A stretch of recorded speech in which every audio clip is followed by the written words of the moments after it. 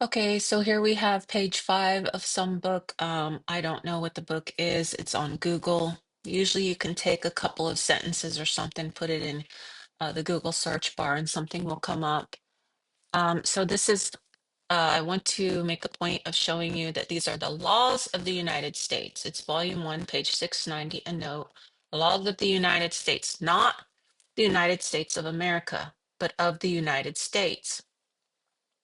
I'm going to skip this, but it all has to do with military, and they were passed in Congress. Now, this is 1784, 1785, and this is pre-Constitution, but I think it's sort of a prelude to what um, the writers, the deputies, knew what they wanted the Constitution to say. They knew that it was going to be a federal national military, that the United States, that's what it was going to be for the most part, is a military, and that the word confederation means with a military or with a federation. And so when they wrote the Articles of Confederation, they knew that eventually they would have to write a Articles of Federation, which is what our Constitution is, the second one, the Constitution of the United States. And knowing that it wasn't really laid out very well in the Articles of Confederation, they amended it, and Napolitano has called it amendment, but then he said that, well, they came back with a constitution, and my point is that the Constitution is still the amendment to the Articles of Confederation. Okay, so we're going to start here. Resolved that the officers who retired under the resolve in of October or of the 31st of December 1781 are equally entitled to half the pay or commutation with those officers who retired under the resolves of the 3rd and 21st October 1780. Okay, so all this has to do with military, all right? Resolved that it be and is hereby recommended to the several states to make provisions for officers, soldiers, seamen who have been disabled in the service of the United States in the following manner. So what it's saying here is that after the Revolutionary War, there were a lot of disabled officers, and that each state would be required to figure out how they're going to deal with these disabled officers. So um, every state has something a little bit different for how they're going to um, give benefit to those people who are disabled. You know, Texas has some certain things that they do. Another state has different things that they do. Nationally, usually, like if you're a veteran or a disabled veteran, you can get a 10% discount on almost anything. So each state's a little bit different. And so what it is the United States is then telling the states you have to make some sort of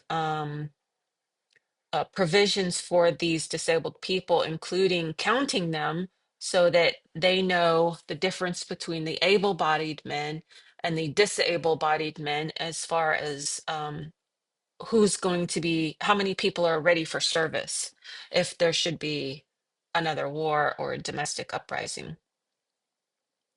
A complete list shall be made by such persons or person or persons as each state shall direct of all the officers, soldiers, or seamen resident in their respective states who have served in the Army or Navy of the United States or in the militia in the service of the United States and have been disabled in such service so as to be incapable of military duty or of obtaining a livelihood by labor.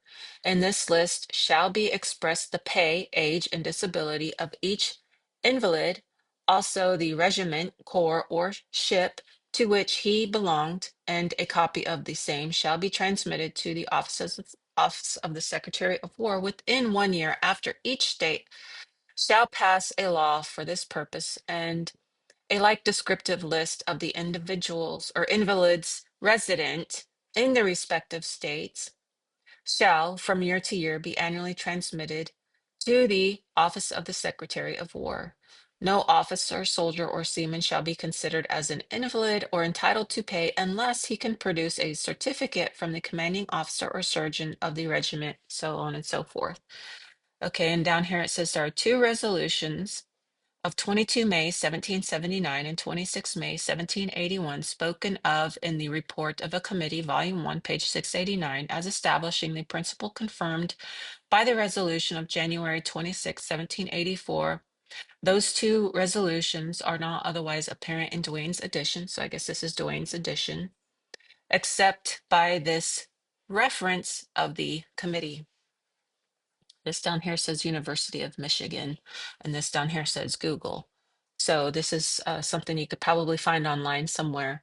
I don't know what it's called. Now, again, this is the United States making a law telling the states how they need each state to deal with its disabled veterans who have served, so that probably the federal government can know who it needs to pay money to for disability if they did that at this time, and like whose wife should receive some compensation if the person passes, and who's capable of serving again and who's not. So then you take the capable men and subtract the incapable men, and then you have what might be your numbers of people that are ready to serve again if the need arises. So this today is done to some extent through the Office of the Veterans Affairs. And then the state offers some benefits to its veterans. So you have this here. This is another one of those things I want to point out, that these are the laws of the United States versus the United States of America. And the United States makes the laws for its veterans, and then it passed some of the responsibility to the states to make provisions for getting back to the United States as far as who their returning military people are, how many military people they have in their state who can no longer serve.